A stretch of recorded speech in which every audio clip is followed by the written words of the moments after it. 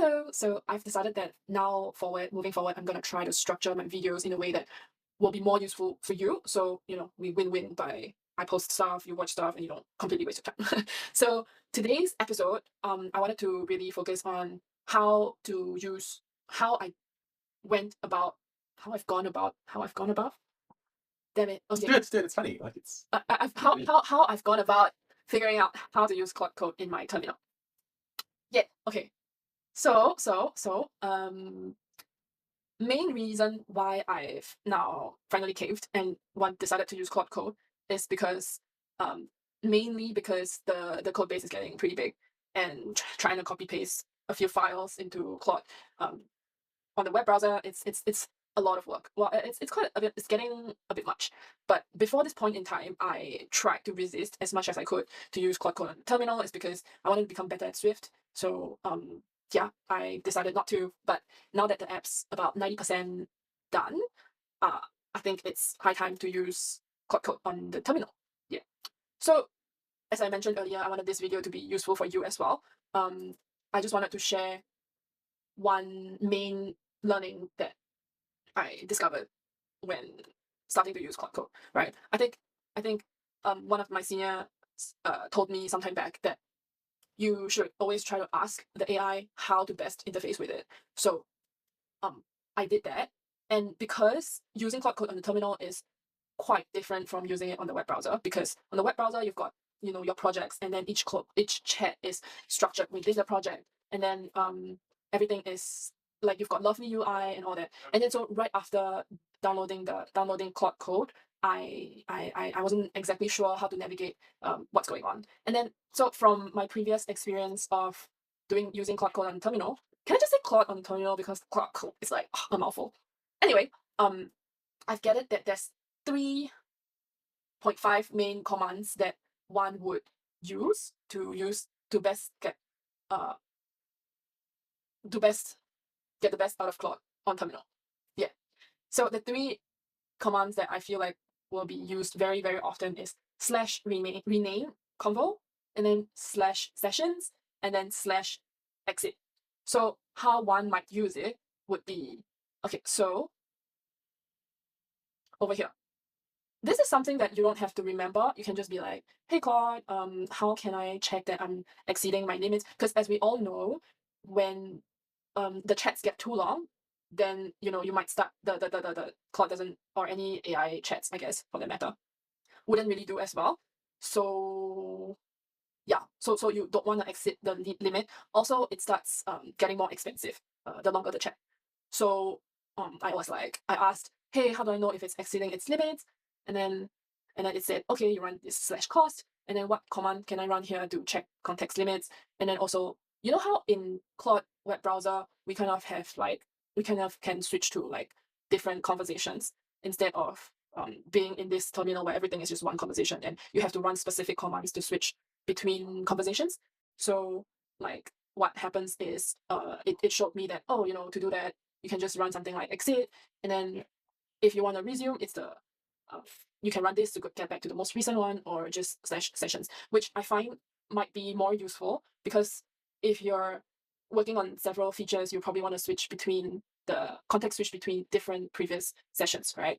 So yeah, the three main ones are just slash rename, then the convo name, slash sessions, or slash exit if you want to exit it and then go back to the previous sessions. Um, yep, I think these are the three main ones. And then say if you wanted to undo some of the previous things that you've chatted with for whatever reason, because you don't want it to branch from there, you want to kind of go midway and start a new branch from mid conversation, you can do slash undo, and then you choose where you want to resume from. So that's why I said 3.5, because I guess slash undo isn't as common, but I found that I've already had to use it like in the first chat. So yep. Okay. Um yeah, I think that's the main stuff. So today what I did was, other than asking Claude Code how to interface with it on terminal, um oh sorry, rewind. So these few commands are the most commonly used commands, and then what else did I do? Oh, okay, so that's point number one. The second point that is that I asked, oh, okay, before that. So I asked, oh, how do you better interface with it, right? So I think it's probably pretty similar to how you would ask it on the browser, where it's just, oh, like how do you describe the bugs? How do you um like detail it? Oh, I was pointing at the wrong thing, sorry.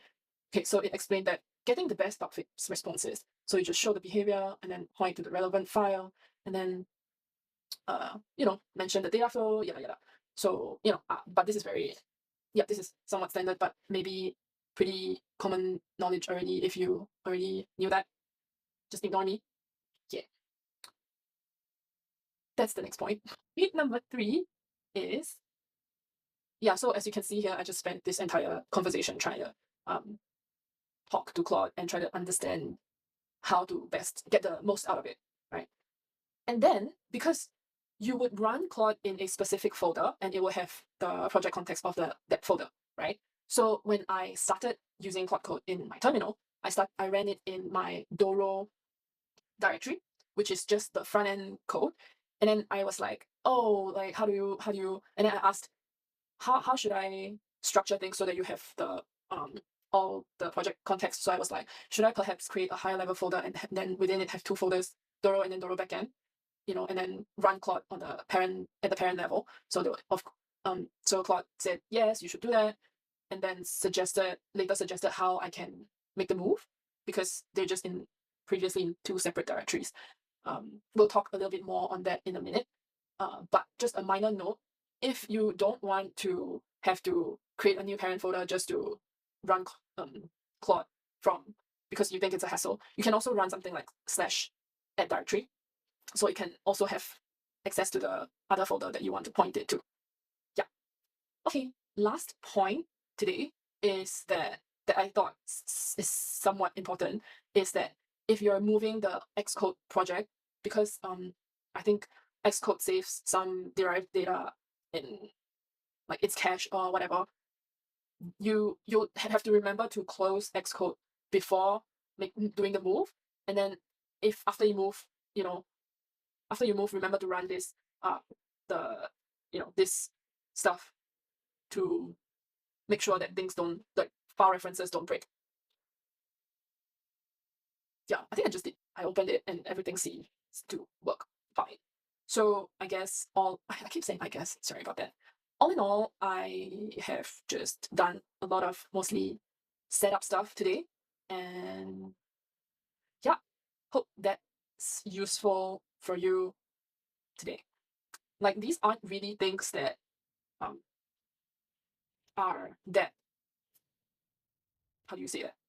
These aren't really things that you have to remember, and plus if you use it often enough you probably already know this and all that, but it's just that I think at a very high level the thing that is more valuable is to ask it how to better use it. I think that's more valuable than just remembering specific stuff, because if you're unsure how to use it or whatever, then you can just, oh, like how do I switch back, how do you switch back in, that kind of stuff. mm, yeah. And then to close this off, I guess I want to say that like I feel like I am still this is a failing in a sense, like hence no doubt about that, that I'm still somewhat resistant with doing stuff a new way when I'm already used to doing it this way. Like just for example, right? Pushing code from Xcode to GitHub, there's a way to push it from Xcode directly, so you don't have to use the terminal. But then I still do use the terminal, but I realized I could never push it from the terminal, and then I because yeah, of the SSH key not being properly linked. But then instead of just spending less than 5 minutes going to GitHub to add my new SSH key that I can create, I decided to just use the Xcode push button instead. I don't know. It's terrible. It's not good. But yeah, maybe I should fix that. Yeah.